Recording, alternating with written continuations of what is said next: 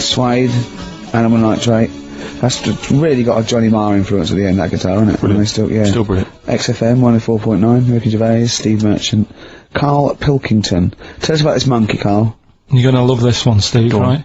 Yeah, so last week we were talking about how, like, a lad left his family because there was problems at home and that. He went and lived in the wood, he got airy. Right? No! Leave it there, Rick. We haven't got time to go into Right, it. so... That's what happened. And that's what happened. He lived with the monkeys, he went airy. That's what happened. Looked into some other stuff about, like, airy kids and all that. Yeah. Came across this story about a bloke, right, who worked in a zoo. Oh, dear. Right? So... Trouble's brewing. Loving his job and that, but... It's quite a lonely sort of job because you don't see many people, you're just dealing with animals all the time, right? So, anyway, he gets a bit pally with a monkey because it's the closest thing to a human. What an ape is. Right. Yeah, but you can't really go that close to apes. Well, what do you mean? What type was it? Do you Just mean let him tell the story. Was it a chimpanzee? I reckon it was a chimp, yeah. Yeah, I don't even know, so that's an ape. It was a chimp. Yeah, but it doesn't matter, does it? So he It's the gets story. pally with him. Right, so he gets pally with What, him. do they go on and holiday together? well, no, I mean, he starts On the pool off together. just checking each other out and, you know, probably sharing lunch and that together. Yeah. Right? Anyway, this goes on for a while. You know, they're getting on well on that. And then after a while, right, the monkey starts sort of imitating him a bit more and sort of walking upright. Oh, God. Yeah. Right? So he thinks, oh, that's a bit weird. Anyway, they get on really better and what have you, so he thinks he could live at home with me, because we're getting on the storm, right? So he takes him home, and before Is this the beginning of Beneath the Planet of the Apes? I think it is. I think you've seen this on video. I'm worried, because he's already imitating him and they're moving in together. I'm thinking it's maybe a bit like Single White Female. Single White Zookeeper. Oh, brilliant. Right, so anyway, so it's moving in, and it's getting used to sort of the normal human life. He's having a cup of tea in the morning. Yeah, piggy tips. He finishes the day off with Oh, dear. Finishes the day off with what? It doesn't have him move a piano at one point, does He he? finishes the day off with a little brandy? Yeah. He pours himself... Is he wearing a smoking jacket? Yeah, I'll tell you what, Carl, you're a maniac, mate. No, this is why it attracted me. It's amazing, right? So he's having his brandy and that, loving his life. Next thing you know, he sort of, I don't know if he loses it or he gets shaved, but the top half of his body is hairless. Right? Apart from his head. Right, so he's got a nice So it's the opposite of the kid. Well, Yeah, this is what but I'm saying. that would happen. Right? Well, hang on, but so you don't know if You he don't was even shaved know. or if it's How did it say, then the hairless, what? I'll bring it in for you, the story, and then you can see if I've gone wrong. Keep going. So anyway, so this is going on, and he's having a great life. Then the zookeeper starts getting a bit annoyed because he's having a better life than the zookeeper. The zookeeper's in the zoo. This is such So the rubbish. zookeeper's still got to do a day's work. The monkey's at home, he's partying, Well, he's it got gets his to a other point when he chipmates says, there's no point you coming in to the zoo, because the whole reason of you being there was because you're being kept there. Right. And he didn't want to bring the memories back, so he said, you stay at home. So You are you're talking such... Just let him finish. God, I don't know if I can sit here and listen to this drivel. Let me... I'm fascinated. It's It nearly sounds over anyway, amazing. right? It sounds extraordinary. Carl. So he's walking upright, he's having a tea in the morning, finishing the day off with brandy. Gets a bit out of hand, only tries it on with the zookeeper's wife.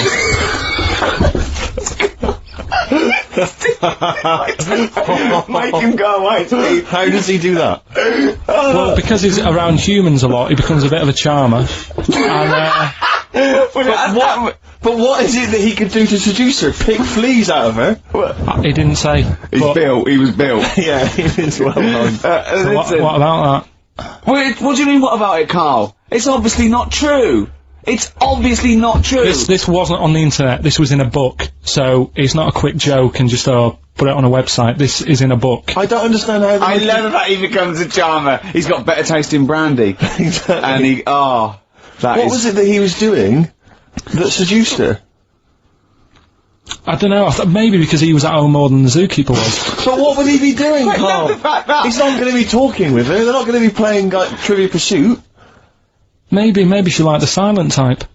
He didn't go into that, he just said that's when the trouble started. Carl, play a record. Right.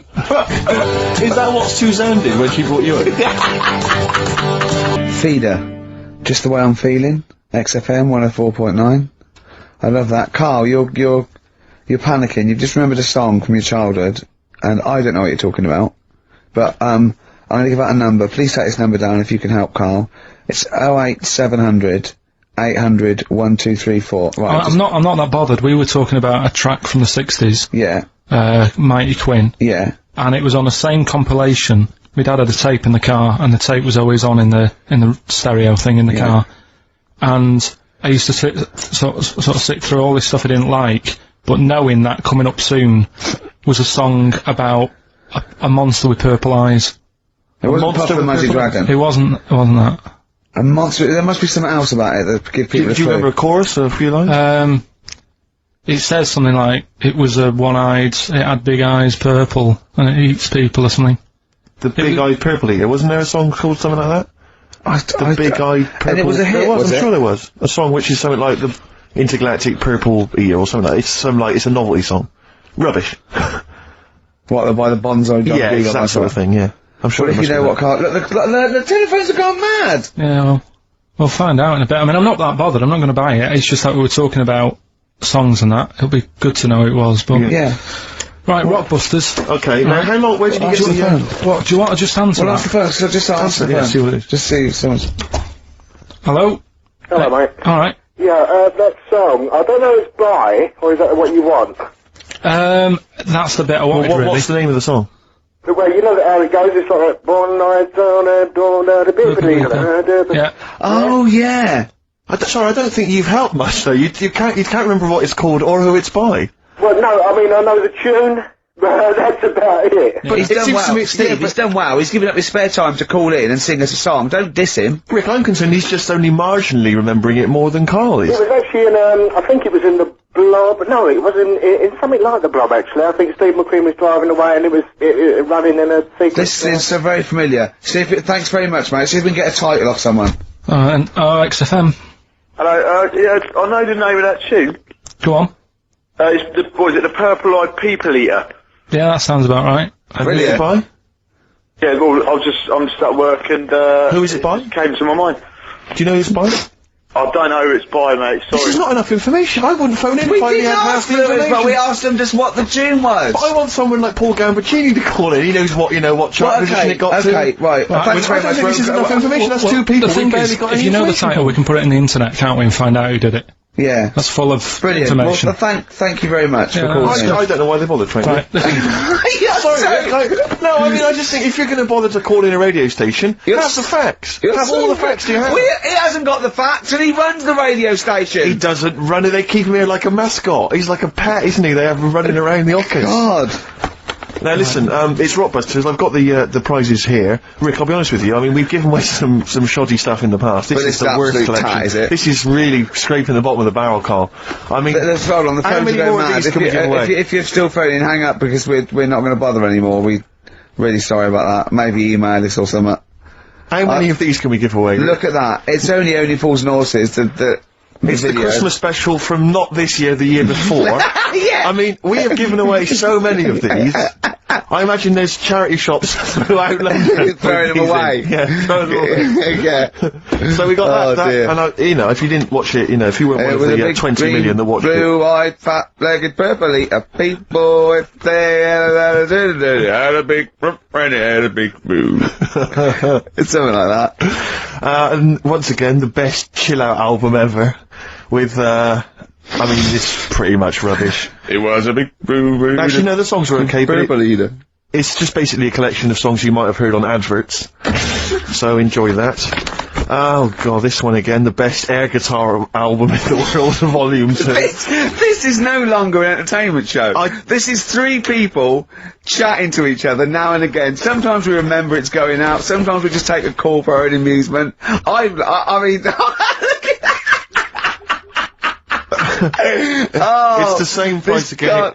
It's the David Attenborough compilation of DVDs, which I'd be very surprised if it actually makes it to you. I imagine someone here would have had that long before we posted it. Oh dear. There's a T-shirt in here. XFM 104.9. You get sent a lot of Just in crap case you're wondering T-shirts. what you're listening to. You're And this listening is to. a What is that? Quicksilver T-shirt. What is That's that? fine. What T-shirt is That's that? a T-shirt made by the Quicksilver people, so if you're a bit of a surfer dude, and by the look of the size of it, you're a midget. You can't say midget. You're welcome to it. And this is, I think, think the piece de resistance, Rick. I mean, because you know the kind of fans we have. They're pretty cool cats, pretty groovy guys. Yeah.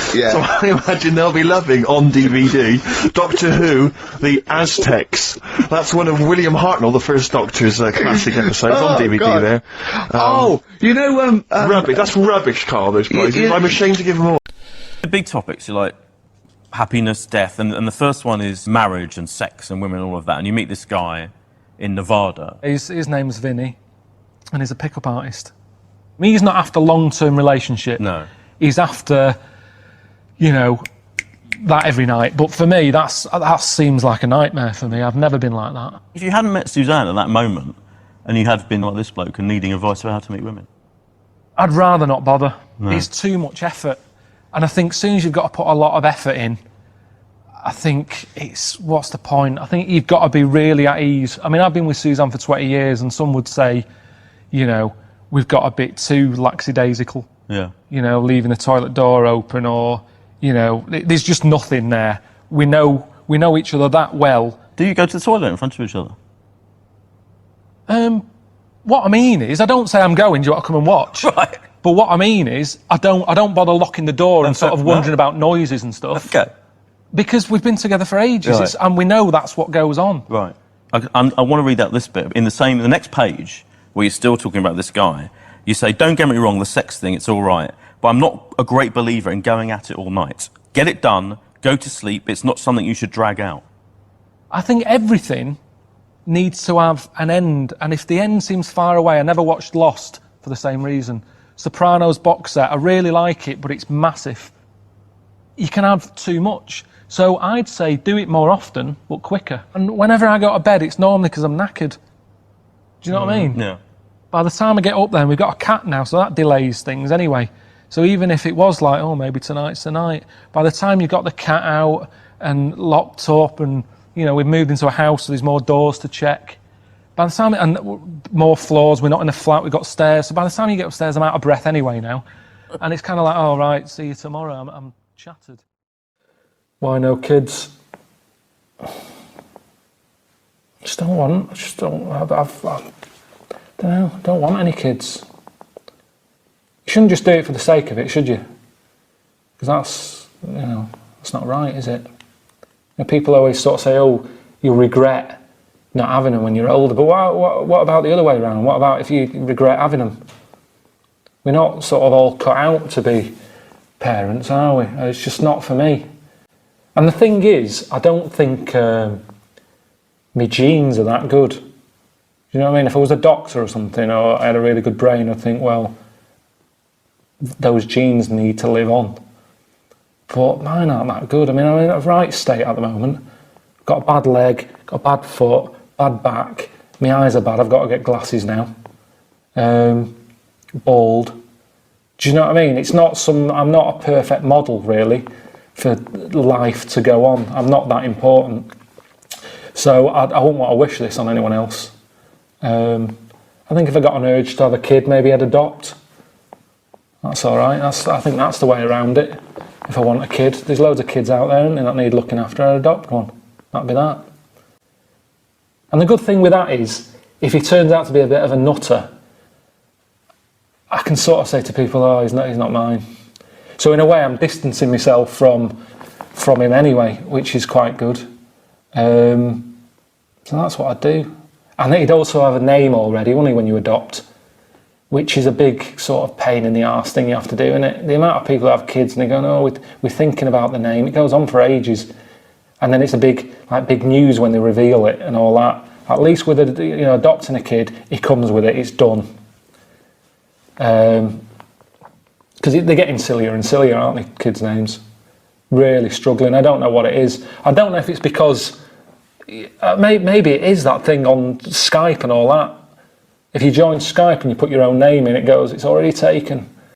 Maybe people are getting more and more ridiculous just so the kid can have a Skype name that isn't taken. So they're just coming up with odd fruit names and stuff like that. They sound like Japanese cars, some of these sort of names people come up with. So I think adoption is the way forward if I wanted a kid. But I don't, so I'm not worrying about it. So that was me there, just crying. It sort of works. I think people, I don't know, they're fascinated by people crying now, aren't they? That will work, that, I think. You can't watch any programme these days without seeing someone crying, can you? No matter what it is, whether it's a DIY programme, just any programme. If you see a promo for a film, a TV programme, there's always a clip of someone crying, because we like to see people crying, so that's why we've put it on the cover. We love a crier. That used to be a saying, didn't it, that people like a trier. It's not, it's people like a crier now. That's what you've got to do to get attention. Strike, cry your eyes out. People, it shows us, I suppose it shows a weakness, and people like to see a weakness in people. Like Andy Murray, innit? That tennis player, everybody hated him. Oh, he's miserable. As soon as he started crying because he lost, oh, I'll try my best, everyone loved him. Country suddenly, they went from not liking him to loving him. So that's what I'm trying to do there. I'm not really crying, but it might con a few people going, oh, he has got a heart. You know, he does get upset. This guy in LA who's done a lot of stuff to his body. That's a result of a lot of plastic surgery and liposuction and 120 procedures. Yeah. About what did he say? It's about $150,000 worth of work. I'm quite impressed with the fact that you don't care. You're happy to stand there posing with your top off. And let's face it, you haven't got the best body known to man. It's not a bad one. No, it's fine. It works. Yeah. But I understand that any women watching this wouldn't go, oh, look at him. But that's the reality, isn't it? That's what most people look like. Yeah, absolutely, yeah. So I don't know what's happened where they think that's normal on the left. All them bits, Yeah. they're all implants he's got. The bits in his pecs, on the back of his arms, he's had stuff put in there. Yeah. And I was like, that can't be comfy. No. Have you sort of laid on Brighton Beach? Yeah. It's Pebbly Beach, isn't it? Yeah, I used to live in Brighton. Yeah. And it's not nice, is it, really? It's bumpy annoying, and that. Yeah. And that's what I imagine it would be like for him to lie down at night, because he's not lying on his own bits. Right, it's all lumps of stuff. But honestly, the lengths people go to, he was telling me about how people have the ball sack. Yes. The testicle. Crack. Not just that anymore. Oh, what do they have now? Ironed. Oh, what? Oh, really? They have the things ironed because of the creases. Oh, God. They don't want creases in it. It's just like, what? I mean, So they when want I said a smooth yes. ball sack. And again, I was saying they're not, you know, lines on your face. It's about expression. It's about showing feeling. I don't know why your testicle. What's the proper word for it? Scrotal sack, maybe? Is it Something like that, yeah. the scrotal It's your sack? scrotum, isn't it? Your scrotum. Yeah. It's got wrinkly, lines yeah. on it. Yeah, what's that? I mean, they're not worry lines, are they? No. I don't know what they're there for. I suppose it's to give it a bit of movement. But at the end of the day, they've been like that for thousands, millions of years or whatever. Don't worry about it. So in the final chapter on death, you go to Accra, is that right? And you kind of... Accra in Ghana, Accra. yeah. And this woman's died, this kind of local figure. Over there, death is like the biggest bit of your life. It's almost like you spend more money on your funeral than anything else in your life, more than your wedding, more than you sending your kids to school and everything. That's what life's about, having a brilliant send-off. And it's healthier to have that attitude, I think. And I don't know, I mean, I think I am pretty good knowing that, you know, I know that I'm going to die, and I'm pretty good at accepting it. And for me, that's what makes life good, really, knowing that it's going to end. When I was a kid, Pac-Man was a massive game. Kids watching this, they'll go, what's Pac-Man? But it's a game, in it, where it's a man eating like that. And it makes its way around a maze eating. In fact, here's a little, this is interesting. Oh, yeah. Can you remember the noise of Pac-Man as it's going round? I don't think I can, no, go on. Put your finger in your ear and push it in and out. Oh, yeah. That's the noise. Oh, yeah, you're right. That's what it's based on, I think. Is it? Yeah. That's brilliant. But anyway, so Pac-Man is just being chased about by ghosts, and you've got to run away from the ghost, haven't you? And, you know, that's kind of his life. And you get 3 lives. But when I was a kid, I typed in a code. Oh, yeah, yeah. That meant I'd have everlasting lives. Yeah.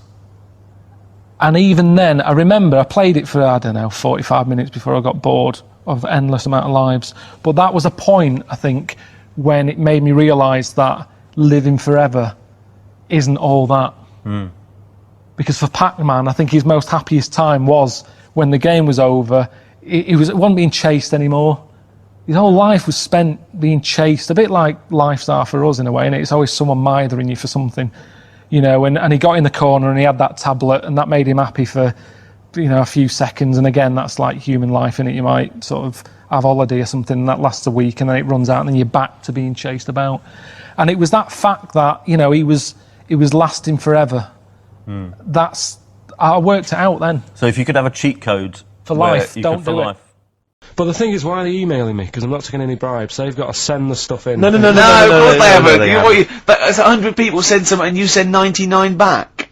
No, I won't send. Oh, yeah, I see what you mean. Yeah, no, they just email or write in without suggestion. Oh. Make sure that you mention who you are if you're emailing and leave a telephone number as well. We need a telephone number, we've got to call you back. Let me give you an example. I like the bag. I want the bag, right? I think this would enhance Carl's life because I am sending a Feng Shui book. Something like that. You know what I mean? I am sending Carl a teddy bear. You have to explain why, though. Obviously, Yeah, we can. why you think it isn't, you know. This is getting so much more complicated than it needs to. I'm bored with it. It was such an easy idea before. Throw the bag, well, burn the bag. Give out the addresses again, the Rick. bag. Okay. It's XFM, PO Box 1049. That's easy to remember. London WC2 H7XX. And the email? I can't remember. carl.pilkington@xfm.co.uk with a K. With a K. Alright, well done. Yeah. Man alive, that was exhausting. Any I'll tell you clues, Carl? What would you like? What would you like? I really don't know. I honest to God, I can't help anyone out here. No. You just see something you like when you see it. Well, there might be something out there that I don't know about, and yet it is. I'm sure there is. Do you know what I I'm mean? sure there's something out there you don't know There's about. things in this room you don't understand. No, but Okay, look, we played it before once, and I know you were charmed. Yeah, by I it. love I'm a this. big fan of this. This is Absolutely from love Amy Mann's album Bachelor No. 2, and this is Red Vines. Beautiful. I know Carl's not impressed, as ever. I don't know what your criteria for music appreciation is at all, Carl. it's just like you build them up as being something really good, and then I hear it, and it's like. Oh, But I don't know what it is that you're expecting to hear. What we meant to means say? it's really good. What we meant to say? Oh, this is This is all a mediocre track. This is all right. Listen, Go on. when you played Simon and Garfunkel, Yeah. right, they've got their own unique sound. You know Yeah. it's them when they sing. Yeah. That could have been loads of women who I know. It could have been loads of women who you know.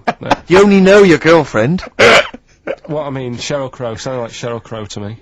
Yeah, but Well, only superficially. But Man's been around longer than Crow. Who knows what, influences she may have had. That sounds like a fable, doesn't it? Man's been around longer than Crow. Eh? But see, no, I mean that's just there's a number. Let's be honest, Rick. I mean, there's not that many great female artists, are there? Oh, hey, be careful there, Steve. Some of the sisters out there will be disagreeing with I'm you. not saying that they can't sing a beautiful song. I'm just worried they can't write the material. I'm thinking of Bush. I'm thinking of. Aren't we all, Rick? I'm thinking of armour trading. That's true enough. I am thinking of Anastasia. Anastasia. I know you love Anastasia, don't you? You I love love that her- new one. I love that new one. I mean, I don't It like that sounds sort like of the stuff, other two. but it's sort of there's a good chorus, and I can do her dance. That dance at the end when she puts her arms up. I like She that does one. sound like she's very much the new Tina Turner. Yeah, no, that's the one I've liked. Yeah, and me and Steve think that she's sort of like one of those people that go out with her daughter. Well, I think the reason is because if you notice, she always wears sunglasses. Yeah. And I'm sure that because she claims to be something like 28. I bet she's like 40. It's like one of those She's got 40-year-old posting. women who come from Essex, but they come with their daughter's 21st, and they're going, "Your mum's mad." Yeah. They think we're sisters. They're like, I'm 40 and she's 21. She always flirts with her daughter's boyfriend. Yeah. Where are you going? We're going down. We're going down Millionaires. Your I'll mum's come down mad. myself. Look, your mum's got a bra off. Yeah. Don't you think she looks like that, Carl? Yeah. I can't picture her. You can't picture Anastasia. No, she wears glasses. Sunglasses all the time, yeah. No. You're not into this, are you, Carl? You get this whole sort of broadcast thing as just you're fed up with it, aren't you? You can't wait to finish next week. Well, it just seems I can't say anything right. Why? Well, whatever I say isn't right. Or funny.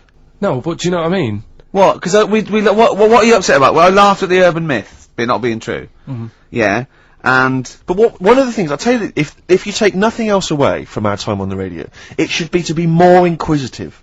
When a piece of information comes to you, don't just take it at face value, query and question it. That is what has made Ricky Gervais one of the premier thinkers in this country. He will not accept anything on face value. He queries everything. Anastasia, she looks glamorous and wait a minute, those glasses, what do they suggest? Actually, she's 40, I'm not going to buy her records. And that's, and that's libelous. That's potentially libelous. So,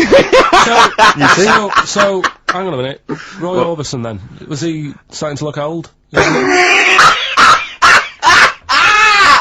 We're not saying everyone who wears sunglasses is necessarily older than their years. No, we're not even saying about Anastasia, we're just doing about an image, one of those sort of like ravers that goes to their daughter. It was a little bit of light observational comedy, to be honest, Carl. You've seen through it, mate. Yeah. You've torn it to shreds. She's not 40.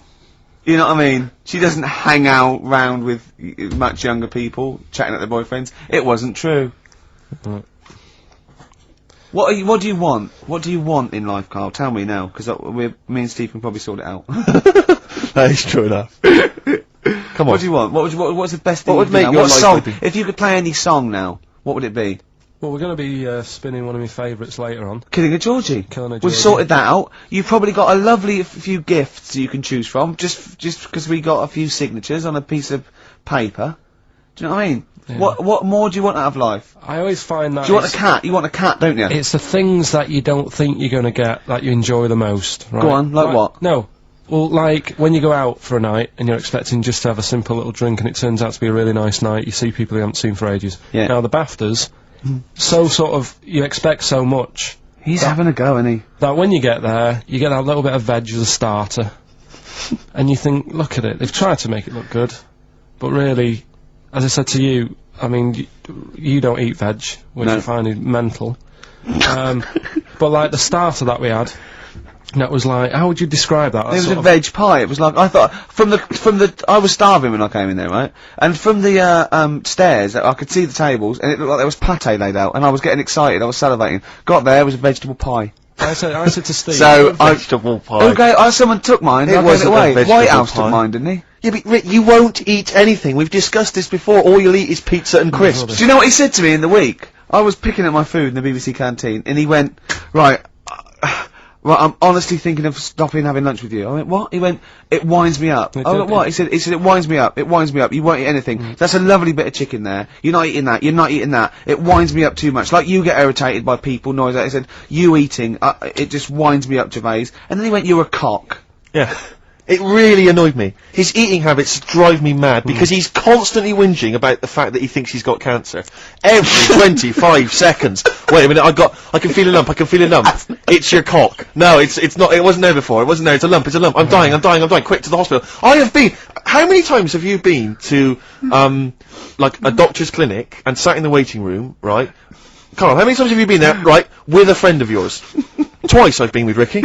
One time when we were writing the first years of the office, we were writing in the waiting room for the doctor. Because he had to go in there and have because he thought he had testicular cancer. I swear to God, I'd seen he the thing thought he had about testicular it, cancer. and I just said, so, and he said, I never worry about that again. He said, no, you're not in the risk group now. The other time was, But wait a minute, you had to go in there. The other time was, I thought I had, stomach cancer, and she went, why? I said, oh, God, he said, when you get a sore throat, do you think you've got throat cancer? I said, I have thought that, yeah.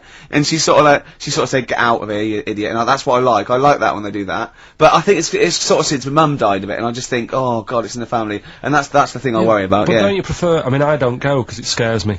Yeah, I'm like that. I prefer not to go because I always worry that, especially with cancer and things, that they'll go, you know, I'll go there with a sore leg or something, and they'll go, no, your leg's fine, but look at this we've found in your head.